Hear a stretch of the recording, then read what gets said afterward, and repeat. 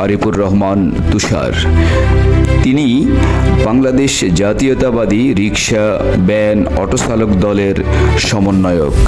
আজ 16 জানুয়ারি 2026 শুক্রবার সাবেক রাষ্ট্রপতি শহীদ জিয়াউর রহমান বীর উত্তমের সমাধিস্থলে বাংলাদেশ জাতীয়তাবাদী রিক্সা ভ্যান অটোচালক দলের উদ্যোগে বাংলাদেশ জাতীয়তাবাদী দল বিএনপির সাবেক চেয়ারপারসন, বাংলাদেশের সাবেক প্রধানমন্ত্রী মরহুমা বেগম খালেদা জিয়ার বিদেহী আত্মার মাগফিরাত কামনায় ফাতিহা পাঠ ও দোয়া মাহফিল অনুষ্ঠিত হবে।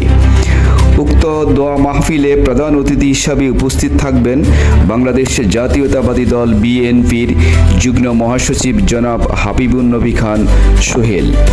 এই কর্মসূচির প্রস্তুতি দেখতে সকাল 9 ঘটিকার সময় শহীদ জিয়া ও খালেদা জিয়ার সমাধিস্থল পরিদর্শন করেন আরিফুর রহমান তুষার এবং তিনি সার্বিক প্রস্তুতি দেখে সন্তুষ্টি প্রকাশ করেন।